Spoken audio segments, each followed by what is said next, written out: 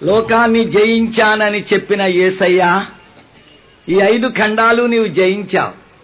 ఈ లోకములో ఉన్న సమస్తమును నీవు జయించావు. మానవ హృదయాలను నీవు జయించి వారిలో ప్రవేశిస్తూ ఉన్నావు. ఈ పరిశుద్ధ లేఖనములో ఉన్నటువంటి ఆ దివ్య సత్యాన్ని ఈ రాత్రి కూడా మాకు బోధించి విశ్వాసమునందు మమ్మల్ని బలపరచుమని, ఈ పరిశుద్ధ వచనములను ఆశీర్వదించి మాకు జీవాహారముగా వడ్డించుమని యేసయ్య పరిశుద్ధ నామమును అడుగుచున్నాము తండ్రి. ఆమేన్, ఆమేన్. హల్లెలూయా, హల్లెలూయా, హల్లెలూయా. యేసయ్య ఇప్పుడు తన శిష్యులు, రాత్రి నేను చెప్పినట్టుగా ఆయన శిష్యుల పాదాలు కడిగి ఆ 12 మందిని తన దగ్గర కూర్చోబెట్టుకుని ఆ మేడగదిలోనికి ఎక్కిపోయి, అది చాలా విశాలమైన మేడగది, అది సిద్ధపరచబడిన మేడగది, అది అతిథులు ఉండడానికి ఒక 20 మంది కూడా ఉండడానికి అనుకూలమైనటువంటి మేడగది. ఆ మేడగదిలోనే యేసయ్య పస్కాను ఆచరించాడు. తన యొక్క రాబోవు మరణమును గుచ్చియు, ఆయన యజ్ఞమును గుచ్చియు, ఆయన పవిత్ర రక్తమును గుచ్చియు, ఆయన పరిశుద్ధ శరీరమును గుచ్చియు వాటి భావాలు యేసయ్య వివరంగా ఆయన శిష్యులతో చెప్పాడు. ఆయన పాదములు, శిష్యుల పాదాలు ఆయన స్వయంగా కడిగాడు. హల్లెలూయా, హల్లెలూయా. యేసయ్య శిష్యుల పాదాలు స్వయంగా కడిగాడు. ఆ రొట్టె ద్రాక్షారసం ఇచ్చాడు. తరువాత యూదా ఇస్కరియోతుకు రొట్టె ముక్కిస్తే వాడు దాన్ని పుచ్చుకొని వాళ్ళలో దయ్యం దూరి వాడు బయటికి వెళ్ళిపోయాడు. వాడు బయటికి వెళ్ళిన తర్వాత ఆ 11 మంది శిష్యులతో ఈ అమూల్యమైన ఉపదేశాలు ప్రభు అయిన యేసయ్య చెప్తున్నాడు. యేసయ్యానికి మరణం దూరంగా ఉండాలంటే పేతురుని గద్దించాడు. పేతురును ఆయన గద్దించి, ఏ పేతురు, అలా కాదు, నేను మరణం అవడం అవసరమని యేసయ్య స్పష్టంగా చెప్పాడు. ఇక్కడ ఇంకా తేటగా చెప్తున్నాడు. ఇంతకు ముందు నేను గూఢార్థంగా మాట్లాడాను శిష్యులారా, ఇప్పుడైతే మీకు స్పష్టముగా నేను ఉపదేశం చేస్తున్నాను. నేను తండ్రి యొద్ద నుండి, 28వ వచనం గమనించండి, నేను తండ్రి యొద్ద నుండి బయలుదేరి లోకమునకు వచ్చాను. హల్లెలూయా. దేవలోకము నుండి ఈ భూమికి దిగి వచ్చిన వాడు యేసు. ఆయన ఎక్కడి నుండి వచ్చాడో ఆయనకి తెలుసు. ఆయన ఈ లోకానికి వచ్చాడు. మరియు లోకమును విడిచి నేను మళ్ళీ తండ్రి యొద్దకు వెళుతున్నాను. హల్లెలూయా, హల్లెలూయా. దేవలోకము నుండి, నా పరమ తండ్రి యొద్ద నుండి నేను ఈ లోకానికి వచ్చాను.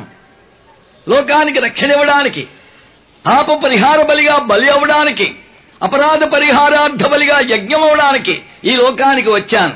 ఆ రక్షణ కార్యక్రమాన్ని నేను పూర్తి చేశాను. భూలోకమును మోసగించుతున్న ఆ పిశాచిని, ఆ సాతాను యొక్క తలను చిత్తగొట్టి వాడి నరుము విరగగొట్టి, హల్లెలూయా, నేను జయభేరి మ్రోహించాను. అంతేకాదు, ఈ లోకము నుండి మళ్ళీ నేను తండ్రి వద్దకు వెళ్ళబోతున్నాను.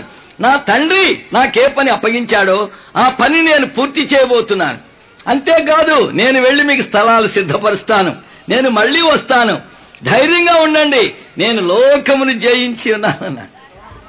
లోకాన్ని జయించానంటే వీళ్ళకేం అర్థం అవడం లేదు. మరి లోకాన్ని జయించి ఆయన రాజ్యం స్థాపిస్తే మేము మంత్రులు అవ్వాల్సిందే, ఇంకా మంత్రి పదవులు దొరకలేదు. ఏమిటి జయింపు? యేసయ్య ఏమిటి లోకాన్ని జయించడం? హల్లెలూయా. భూలోకాన్ని జయించాలి, భూలోకమంతా నేను కైవశం చేసుకోవాలి, ఈ లోకానికి నేను చక్రవర్తిని కావాలి, భూలోక ప్రజల్ని. ఒకటి భూలోకమును జయించాలంటే ఈ లోకంలో ఉన్నటువంటి రాజ్యాల్ని కైవశం చేసుకొని కొన్ని లక్షల మందిని చంపి, కొన్ని లక్షల ఇళ్ళు తగలబెట్టి, ఎన్నో పంటలను నాశనం చేసి, ఎన్నో మంచి కుటుంబాలుండే గృహాలు నాశనం చేసి, ఇతర రాజ్యాలని దోచుకునేటువంటి వారు లోకాలను జయిస్తున్నారు. ఉదాహరణంగా హిట్లర్ లేచాడు, విజృంభించాడు, లోకంలో నాసిజం స్థాపిస్తాను, ఆర్య సమాజమే భూలోకాన్ని భరణం చేయాలి, దానికి నేను పునాది వేస్తున్నాను, అందుకే నేను కంకణం కట్టుకున్నాను. నాసిజం స్థాపన చేయడమే కాదు, సైన్యాలు తయారు చేశాడు, యుద్ధ పేరు మోగించాడు. యూరప్ ఖండంలో ఉన్న 16 రాజ్యాలు 3 నెలల్లో కబళించాడు. లోకం గడగడ వడికిపోతుంది. అప్పుడే బ్రిటన్ మీద, అమెరికా మీద యుద్ధం చేయవలసింది, కానీ ప్రక్కన రష్యాను చూసి అదిరిపోయాడు. ముందు రష్యాని నాశనం చేస్తేనే గాని, అసలు పెద్ద శత్రువు రష్యా కనుక వాడిని నాశనం చేస్తేనే గాని అమెరికా బ్రిటన్ వాళ్ళ మీదకి దండెత్తవలసిన అవసరం ఉండదని రష్యా మీదకి వెళ్ళగానే వాళ్ళు వీడి కాళ్ళు ఎరగొట్టారు. వాడి బలం అంతా తరిగిపోయింది. అప్పుడు శాంతికి దిగాడు, వాడు చచ్చాడు. ఆ నాసిజం అంతరించింది. లోకాన్ని జయించాలని యుద్ధ పేరు మ్రోగించిన వాళ్ళు యుద్ధం ద్వారా ఎన్ని పట్టణాలు తగలబెడతారు, ఎంతమంది అమాయకుల ప్రాణాలు తీస్తారు, ఎంతమందిని తల్లిదండ్రులు లేకుండా, భర్త లేకుండా, భార్య లేకుండా లక్షలాది ప్రజల్ని అడుక్కుని వాళ్ళుగా చేసేటువంటి వాళ్ళు, లోకాన్ని జయించేవాళ్ళు. యేసయ్య అలాంటి జయముని గురించి మాట్లాడడం లేదు. మనుషులు చంపే రాజు కాదు ఆయన, గృహాలు నాశనం చేసే రాజు కాదు, పట్టణాలు తగలబెట్టే రాజు కాదు, ప్రజలను ధ్వంసం చేసే రాజు కాదు, ఎంతో అద్భుతమైనటువంటి ఎన్నో అమూల్యమైనటువంటి పట్టణాలను బూడిదపాలు చేసే రాజు కాదు. సద్దాం హుస్సేన్ ఇంకా నెల రోజులకి కువైట్ మీద దండెత్తుతాడనగా నన్ను అమెరికా పిలిచారు సభలకి. ఆ తర్వాత కువైట్ వాళ్ళు పిలిచారు, గల్ఫ్లో ఇతర దేశాలు పిలిచారు. లండన్ నుండి నేను కువైట్ చేరుకున్నాను. 3 వారాలు వారి మధ్య దేవుని వాక్యం అందించారు. నేను ఇంకా 20 రోజులకి సద్దాం హుస్సేను కువైట్ మీద దండెత్తాడనగా దేశం వచ్చేశారు. టీవీలో అక్కడ జరిగే మారణ భయంకరమైన చిత్రవధలు, ఆ ఎంతో అందమైన భవనాలు, ఎయిర్ కండిషన్ బిల్డింగ్స్, కొన్ని మంత్రుల ఇళ్లలోకి నేను వెళ్లడం సంభవించింది. బంగారు మంచాలు, టాయిలెట్, బాత్రూమ్ ట్యాప్స్ కూడా బంగారం. అంత సుఖభోగంగా బ్రతికేటువంటి ఆ కువైట్ దేశంలో ఉన్నటువంటి మహానుభావులంతా అయ్యో ఎంతో మంది చనిపోయారు.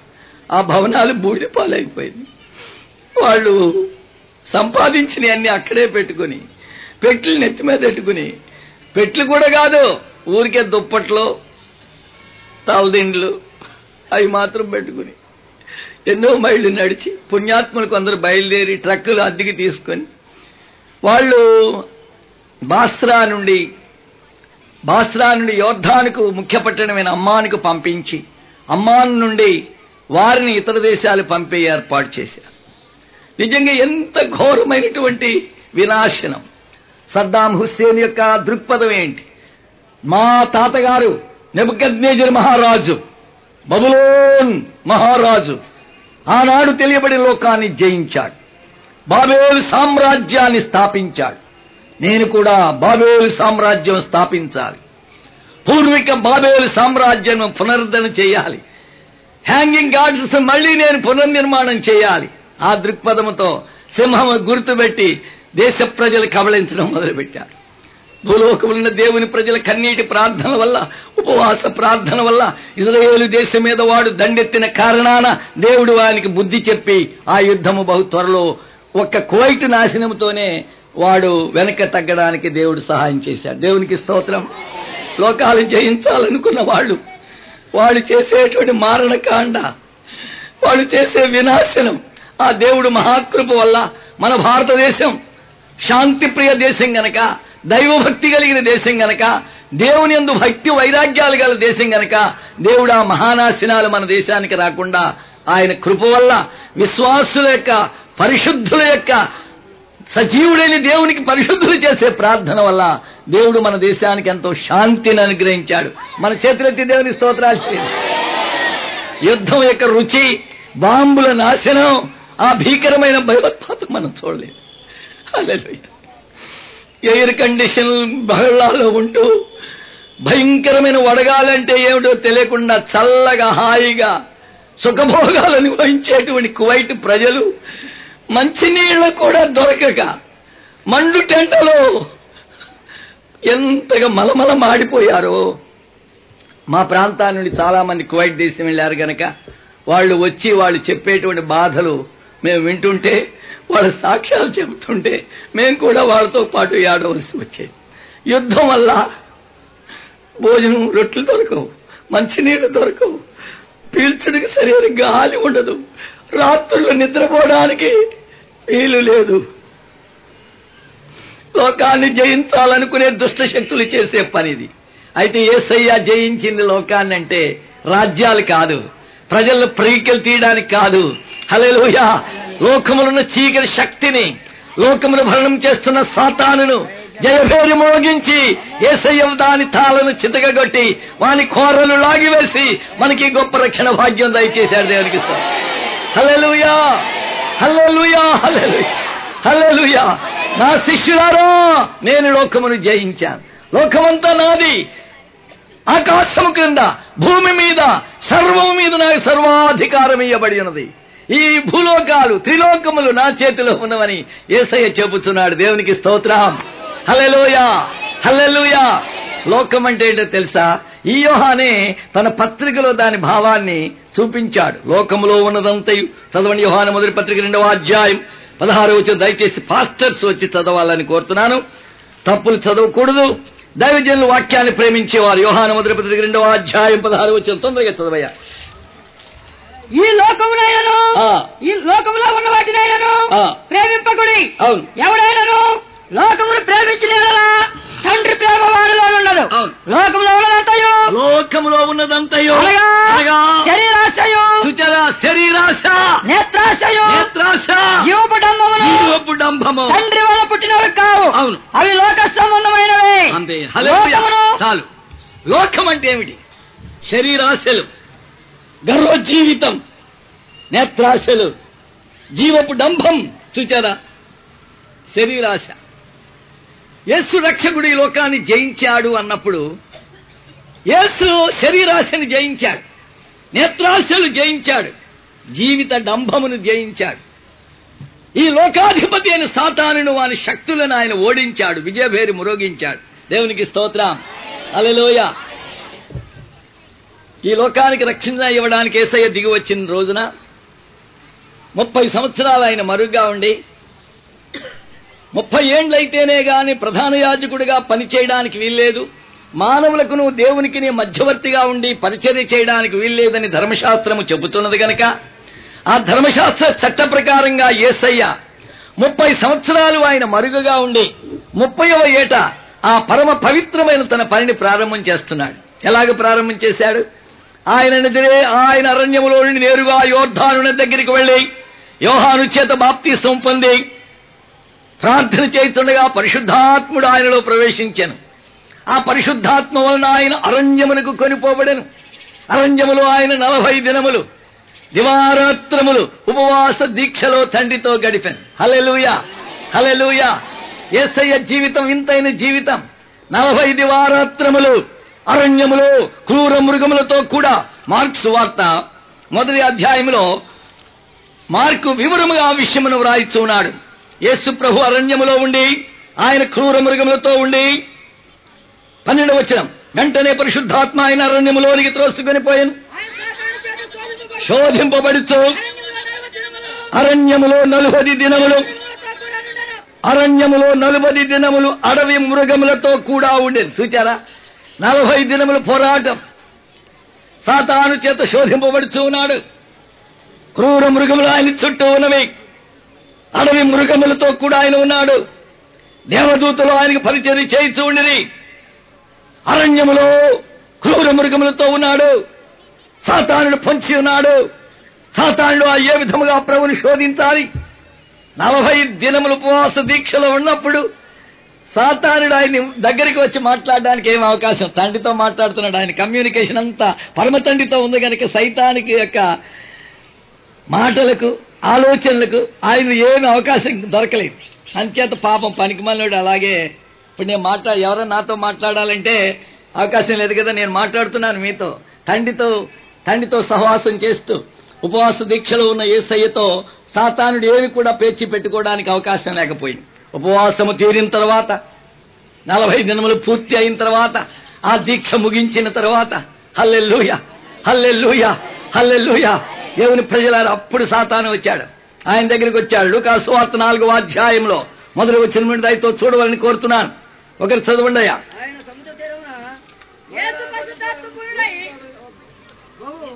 బాబా తప్పండి, మీరు చదివేస్తారు. యేసు పరిశుద్ధాత్మ పూర్ణుడై యోర్దాను నది నుండి తిరిగి వచ్చి 40 దినములు ఆత్మ చేత అరణ్యంలో నడిపింపబడి అపవాది చేత శోధింపబడుచుండెను. ఆ దినములలో ఆయన ఏమీ తినలేదు. అవి తీరిన తరువాత ఆయన ఆకలి కలగా అపవాది, నీవు దేవుని కుమారుడు అయితే రొట్టె అగినట్లు ఈ రాజుతో చెప్పమని ఆయనతో చెప్పాను. చూచారా? అందుకు యేసు చాలగండి, అక్కడే ఉండి దయచేసి. ఆకలి కొన్నప్పుడు సైతానికి అవకాశం కలిగింది. మనకి ఎప్పుడైతే శరీరంలో ఒక వెలితి కలిగిందో, లోటు వచ్చిందో, వెంటనే సైతాను ప్రవేశిస్తాడు. ఇదిగో నేను దేవుడి బిడ్డని అంటున్నావే, నేను దేవుని కుమార్తెని అంటున్నావే, నేను దేవుని కుమారుని అంటున్నావే, ఇదిగో ఆకలి, చచ్చిపోతావు, ఇదిగో జబ్బు, ఇక నువ్వు ఎక్కువ కాలం బ్రతకవు, ఎన్నెన్నో విధములైనటువంటి శోధనలు, అనుమానములు, తప్పుడు తలంపులు పిశాచి తీసుకొని వస్తాడు. ఇదిగో ఆయన ఆకలి కొన్నప్పుడు సాతాను వచ్చి నీవు దేవుని కుమారుడు అయితే అనుమానం పుట్టిస్తున్నాడు. నీవు దేవుని కుమారుడువా అని చాలా అనుకుంటున్నావు. సరే అయితే రొట్టెలు చేయి, ఈ రాళ్ళు ఇదిగో ఉన్నాయి, నీ ఆకలి తీర్చుకో. హల్లెలూయా, హల్లెలూయా. మనం కష్టాల్లో ఉన్నప్పుడు, మనం ఆకలితో ఉన్నప్పుడు, మనకు ఇల్లు సరైనది లేనప్పుడు, మనకు సరైన వస్త్రాలు లేనప్పుడు, మనం ఈ లోకంలో శ్రమలు అనుభవించేటప్పుడు సైతాన్ అంటాడు, నువ్వు దేవుడు నమ్ముకున్నావా, ప్రార్థన చేస్తున్నావా, నువ్వు గుడికి వెళ్తున్నావా, నువ్వు బైబిల్ చదువుతున్నావా, ఎందుకు ఈ తిప్పలు నీకు? అది చూడు, దయ్యాలు మొక్కుతారు, లంచాలు తీసుకుంటారు, మోసాలు చేస్తారు, చెడు పనులు చేస్తారు, వాళ్ళు ఎంత హాయిగా బ్రతుకుతున్నారు, ఎంత వైభవంగా ఉన్నారు, వాళ్ళు ఎంత సరదాగా ఉంటున్నారు, వాళ్ళు ఎంత విలువైన బట్టలు కట్టుకుంటున్నారు. పిచ్చిదాన, దేవుడు లేడు, గీవుడు లేడు. అబద్ధాలాడో, బొంకో, రంగు పనులు చేయి, చెడు పనులు చేయి, అప్పుడు బోల్ డబ్బు వచ్చేస్తుంది. మోసాలు చేయి, లంచాలు తీసుకో, నీతి భక్తి విశ్వాసం అంటే బతుకు తెరువు లేదురా అని నిన్ను శోధిస్తాడు. పడగొట్టడానికి, నిన్ను చెడగొట్టడానికి, నీ విశ్వాసం తీసివేయడానికి, నిన్ను భ్రష్టుని చేయడానికి, నీకొచ్చే కష్టాలు, నీకొచ్చే బాధలు, నీకొచ్చే ఆకలి, నీకొచ్చే దప్పిక, నీకొచ్చే వస్త్రహీనత, నీకొచ్చేటువంటి ఇబ్బందులను వాడు సాధనములుగా ఉపయోగిస్తాడు. అయితే హల్లెలూయా, యేసయ్య ఒక దివ్యమైనటువంటి ఆయుధాన్ని ఉపయోగించాడు. అపవాది మనుష్యుడు. హల్లెలూయా. యేసయ్య నేను దేవుని కుమారుణ్ణి అనలేదు, అక్కడ మనుష్య కుమారుణ్ణి. నేను మానవుడుగా ఉన్నాను, మనుష్యుడు రొట్టె వలన కాదు, దేవుని నోట నుండి వచ్చు ప్రతి మాట వలన జీవించును. హల్లెలూయా, హల్లెలూయా. దేవుని వాక్యములున్న విలువ మనకి తెలుసు కనుక ఈ రాత్రి ఇంతమంది ఇక్కడ కూడి వచ్చాం. దేవుని వాక్యం యొక్క రుచి మనకి తెలుసు కనుక మనం ఈ రాత్రి ప్రభు సన్నిధిలో ఉన్నాం. దేవుని వాక్యము తేనెకంటే మధురమైంది కనుక మనం ఇంత ఆనందంతో దేవుని వాక్యం వింటున్నాం. దేవుని వాక్యము మేలివి బంగారు కంటే కోరదగినది కనుక ఈ దేవుని వాక్యమును మనం చదవగలుగుతున్నాం. దేవునికి స్తోత్రం. హల్లెలూయా, హల్లెలూయా, హల్లెలూయా. సాతానుడు ప్రభుని శోధించడానికి చాలా ట్రై చేశాడు, వాడు ఓడిపోయాడు. హల్లెలూయా. అద్భుతమైన విషయం ఏంటంటే ప్రభు జీవితాన్ని మనం పరిశోధన చేసినప్పుడు ప్రభు తన స్వయం కొరకు ఒక్క అద్భుతం కూడా చేయలేదు. తన ఆకలి తెచ్చుకోవడానికి అద్భుతం చేయగలడు ఆయన, కానీ జరిగించలేదు. ఆకలి సహించాడు, ఆకలి అనుభవించాడు, ఆకలితో అలమటించాడు, కానీ అద్భుతం జరిగించుకోలేదు తన సొంతం కొరకు. చూడండి, ప్రభువైన యేసు వారు ఆయన ఆకలి కొన్న సందర్భాలు ఉన్నాయి. అంజూరపు చెట్టు పండ్లు లేవు, వెంటనే 1000 ఫలాలు, బాగా పరిపక్వమైన ఫలాలు కావాలంటే, నేను ఇతర దేశాల అంజూరు పండు తిన్నాను, టమాటాల్లాగా ఎర్రని రంగుతో చక్కగా ఉంటాయి, ఎంతో రుచికరంగా ఉంటాయి. అలాంటి అంజూరు పండు లేనందువల్ల ప్రభు బాధపడ్డాడు. వెంటనే అంజూరు పండు కావాలని ఆయన కోరలేదు, బట్టే అప్పుడు కనబడేవి, ఆయన ముందు పడేవి, ఆయన ఆశించలేదు. ఆయన దప్పికొన్న సందర్భాలున్నాయి, ఇతరులకి దప్పికి తీర్చాడు. హాగరు ఏడుస్తుంటే దాహం ఇచ్చాడు, ఇష్మాయేలు ఏడుస్తుంటే దాహం ఇచ్చాడు. లివింగ్ ఫౌంటైన్ లేపి ఆ భయంకరమైన కారు అరణ్యములో, ఆ మండు టెండలో జీవధారలు పుట్టించిన దేవుడు. హల్లెలూయా. ఆయన సొంతం కొరకు ఒక అద్భుతమును కూడా జరిగించలేదు. ఆయన అద్భుతాలు ఇతరుల ఆకలి తీర్చడానికి అద్భుతాలు చేశాడు, ఇతరుల కొదువులు తీర్చడానికి అద్భుతం చేశాడు. ఆకలితో అలమటించుచు తన వాక్యమును 3 దినముల నుండి శ్రద్ధగా వింటున్న ప్రజల మధ్య చూచి 3 దినముల నుండి వారు మనతో కూడా ఉన్నారు, వారిని ఆకలితో పంపుట నాకు ఇష్టము లేదు అని అద్భుతం చేశాడు యేసయ్య. హల్లెలూయా, హల్లెలూయా, హల్లెలూయా. యేసయ్య తన శిష్యులతో నిలబడి, శిష్యులారా, గల్లి సముద్రం అద్దరికి మనం 12 మైళ్ళు వెళ్ళాలి, ఈ నావలో వెళ్ళడం తుపాను గిపాను ఈ బాధలు ఎందుకు, ఒక్క క్షణంలో అవతల ఒడ్డుకాన్ని తీసుకొని పోగలడు. హల్లెలూయా. గాని అట్టి అద్భుతం ఆయన జరిగించలేదు. యేసయ్య తన స్వంతము కొరకు అద్భుతములు చేయకుండా ఇతరుల కొరకే, నేను ఇతరులకు పరిచయం చేయడానికి వచ్చాను, ఇతరులకు సేవ చేయడానికి వచ్చాను, ఇతరుల ఆకలి తీర్చడానికి వచ్చాను, ఇతరుల దాహం తీర్చడానికి వచ్చాను, ఇతరుల కష్టాలు తొలగించడానికి వచ్చాను, ఇతరుల బాధలు తీసివేయడానికి వచ్చాను, ఇతరుల దయ్యములు వెలుగొట్టడానికి వచ్చాను, నా సర్వస్వం, నా సమస్తము నా ప్రజల కొరకు ధారపోయడానికి వచ్చానన్నాడు ప్రభు. హల్లెలూయా. స్వయమును జయించిన యేసు, స్వయమును అహమును జయించిన యేసు. మానవులు ఎప్పుడు కూడా స్వయం, నేను, నా భార్య, నా పిల్లలు, నేను బాగుండాలి, నా భార్య బాగుండాలి, నా పిల్లలు బాగుండాలి, పక్కోడు రావాలి, నేను గొప్పోడిని అవ్వాలి. అది మానవుల్లో ఉన్న దుర్బుద్ధి. మానవుల్లో ఉన్న చింత ఎప్పుడు పక్కోడు పాడైపోవాలి, నేను గొప్పోడిని అవ్వాలనే దుర్బుద్ధి ఉంటుంది. ఎప్పుడు అదే దుర్బుద్ధి. జాగ్రత్త ప్రియారా. ఓ ప్రభు కొరకు మనం జీవించినప్పుడు, మనలో స్వార్థమును చంపుకున్నప్పుడు, అహమ్మును చంపుకున్నప్పుడు దేవుడు మన ద్వారా గొప్ప కార్యాలు జరిగిస్తాడు. దేవునికి స్తోత్రం. హల్లెలూయా. నీ అనుభవంలో యేసు లోకమును జయించాడు. లోకం అంటే శరీరాశలు. ఈ శరీరానికి చాలా పాడు కోరికలు వస్తాయి, చెడ్డ కోరికలు. ఇప్పుడు చూడండి, ఈ లోకం ముగ్గురు కూతుర్ని కన్నది. ఒక కూతురు పేరు శరీరాశ, ఒక కూతురు పేరు నేత్రాశ, ఒక కూతురు పేరేమో గర్వజీవి. ఈ మూడు కూతుళ్ళు మనకే పుడతా ఉంటాయి. ఈ శరీర కోరికలు, పాడు కోరికలు, జీవపు డంబము, దుర్బుద్ధులు ప్రభువు యొక్క బిడలమైన మనల్ని నీ జీవితమును పాడు చేసి నిన్ను చెడగొట్టి సైతాను వశము చేయడానికి సాతానును ఉపయోగించేటువంటి ఈ సాధనమును మనం జయించాలి. దేవునికి స్తోత్రం. హల్లెలూయా. లోకం ఎంత అట్రాక్షన్ గా ఉందో చూడండి. మనుషులను చెడగొట్టుటకు సామాజికంగా లోకం యొక్క తాపత్రయాలు. ప్రభు ధన్యతలు ఇచ్చాడు. ఆత్మ విషయంలో దీనులైన వారు ధన్యులు, పగరమోతులు ధన్యులు, భూలోకమును స్వతంత్రించుకొందురు. లంచగొండులు ధన్యులు, వారు లక్షాధికారులగుదురు. తాగుబోతులు ధన్యులు, అందరూ వారికి దండము పెట్టుదురు. వేశ్యలు ధన్యులు, 100 కొలది తులాల బంగారముతో మెరమెలా మెరియుదురు. ఇది లోకము యొక్క ధన్యత. యేసయ్య ధన్యతలు ఎవరికి అక్కర్లేదు, యేసయ్య సందేశం ఎవరికి అక్కర్లేదు. లోకము ఆకర్షణ.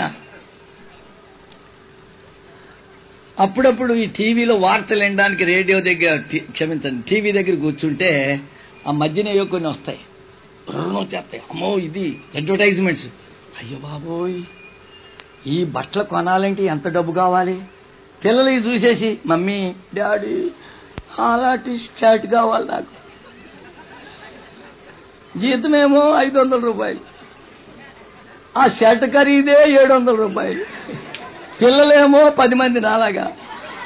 ఏం కొంటాయి చెప్పండి. ఇక మనుషులకి ఏంటి, అక్రమంగా ఎలా డబ్బు సంపాదించాలి, మోసం చేసి ఎవరిని డబ్బు సంపాదించాలి. లాటరీ టికెట్లు కొంటే ఏదన్నా ఛాన్స్ దొరుకుద్దేమని రోజు లాటరీ టికెట్లు కొనేవాళ్ళు ఉన్నారు. ఎందుకు? అర్ధంతరంగా అదే ధనవంతుడు కావాలని లోకాశ. అయ్యయ్యో, ఏమన్నా లాటరీ కొని టికెట్ కొనేవాళ్ళు చేయొస్తారా? నేను ఒక చోట ఎప్పుడు వెళ్తుంటే ఓ పాదిరి కనపడోడు. ఎక్కడ ఉండేవాడు అంటే లాటరీ టికెట్ దగ్గరే ఉండేవాడు. నేను ఎంక్వైరీ చేశాను, ఎందుకు ఎప్పుడు ఈ లాటరీ టికెట్ కొంటా సార్, ఎప్పుడు లాటరీ టికెట్ కొంటాడండి, ఛాన్స్ దొరకదా అంటాడండి. అని పాదిరికి కూడా ఈ దయ్యం పట్టింది. ఏది అర్ధంతరంగా ధనికుడు కావాలని, అర్ధంతరంగా ఏడు మేళ కట్టేయాలని. అయ్యో, ఎంత మోసం, ఎంత లోకం ఎంత ఆకర్షిస్తుంది. క్రైస్తవ సంఘమా, యేసయ్య మనకు మాదిరి పురుషుడుగా కనబడుతున్నాడు. లోకాశ, ఈ దురాశలు మనల్ని ఆకర్షిస్తున్నాయి. దాని వైభవం, దాని విచిత్రమైన కళలు, దాని సొగస్సు, దాని అందము, నిన్ను మోసగించే అందము. అవ్వమ్మ తెచ్చిపెట్టింది ఆ పండు చూచి, అది అందముగా ఉండడం చూచి ఆశించి తెచ్చింది కొంపకు నుప్పు. ఆ కాను ఆ విలువైన వస్త్రం చూచి దాన్ని ఆశించి, ఆ బంగారు కమ్మె చూచి దాన్ని ఆశించి, అయ్యో మా పక్కింటమ్మ ఎన్ని బంగారు గొలుసులు వేసుకుంటుంది, చేతులకి ఎన్ని బంగారు గొలుసులు, నాకు ఒకడని పనికి మళ్ళీ చేసుకున్నాను. నీతి నీతి భక్తి అల్లి అల్లి అల్లి అంటాడు, లంచాలు వద్దంటాడు, నేను లంచాలు తీసుకొని అంటాడు. ఆ పక్కింటోడు చూడు, గుడిసిపోయి మేడైపోయింది, ఇప్పుడు ఎయిర్ కండిషన్ మేడైపోయింది. మా ఆయనకి అప్పుడు అమ్మ లోకం ఎంత ఆకర్షిస్తుంది. ఎగ్జిబిషన్ లోకి వెళ్ళినండి ఎన్ని ఆకర్షణలు ఉన్నాయి. డబ్బున్నోళ్ళు వెళ్ళిపోతారు అక్కడికి. అమ్మో, ఈ రోజుల్లో డబ్బు ఆకర్షణ, వస్త్ర ఆకర్షణ, అందపు ఆకర్షణ. ఓ లోకం, ఈ లోకము నిన్ను పడగొట్టుటకు శరీరాశలు చూపించి, జీవిత జన్మమును చూపించి, నిన్ను విశ్వాసములను ప్రశ్నలు చేయడానికి సాతానుడు నీ దగ్గరే కాచుకుని ఉన్నాడు. జాగ్రత్త. యేసయ్య తన స్వయం కొరకు ఒక్క అద్భుతం కూడా చేయలేదు. ఆయన నడిచి వెళ్ళాడు, గాల్లో వెళ్ళలేడా? క్షణం పట్టదు. ఆయన ఆకలి కొన్నాడు, ఆకలి తీర్చుకోలేడా? ఆయన దాహం కొన్నాడు, దాహం తీర్చుకోలేడా? ఆయన కన్నీరు విడిచాడు. హల్లెలూయా. ఆయన మనుష్య కుమారుడిగా అవతరించి మన మనుషుల వలె ఆయన శ్రమలు అనుభవించి మనకు మాదిరి చూపించాడు. దేవునికి స్తోత్రం. ఓ సైతాను, ఇలా లాభం లేదు, నేత్రాశ చూపించాల. యేసయ్యా చూడు, లోక వైభవం చూడు. ఒక్క క్షణంలో ఆయన ఆలోచనలు వచ్చేసి లోక వైభవం, లోక టీవీ, గొప్పోరిక అంతస్తులు, గొప్పోరిక వస్త్రాలు, గొప్పోరిక నగలు, గొప్పోరిక మేడలు అమ్మవారికి కనబడతాయి. సైతానును మొక్కిన వారికి ఇవన్నీ దొరుకుతాయి. సైతానుని పూజించే వారికి ఏమన్నారు సైతాన్? చూడండి, లోక సువార్త 4వ అధ్యాయంలో యేసు ప్రభు దగ్గర సాతాను చెబుతున్నటువంటి 2వ శోధనలో ఏమంటారు? రొట్టె వల్ల మాత్రమే జీవించాలని రాయబడి ఉన్నదని వారికి ప్రత్యక్షం ఇచ్చాను. అప్పుడు అపవాది ఆయనను తీసుకొని పోయి భూలోక రాజ్యం అంతటిని ఒక నిమిషంలో ఆయనకి చూపించి, భూలోక రాజ్యములు దాని మహిమను, దాని ప్రభావమును, దాని అందమును ఒక్క క్షణములో ప్రభు కంటికి చూపించి, ఈ అధికారమంతయు, ఈ రాజ్యముల మహిమయు, ఈ రాజ్యముల వైభవము అని ఉన్న మూల భాషలో వైభవమును చూపించి నీకిత్తును. అది నాకు అప్పగించబడి ఉన్నది. నన్ను ఎవడు పూజిస్తాడో, నాకెవడు దండం పెడతాడో, నాకెవడు సాగిలు పడి మొక్కుతాడో, ఈ వైభవం, ఈ లోకాశలు, ఈ లోక ధనము, ఈ లోక ఆస్తులు, ఈ లోక గొప్పతనం వారికి నేను ఇస్తాను అని సాతాను బేరం పెడుతున్నాడు. ప్రభుకు కూడా అదే బేరం పెట్టాడు.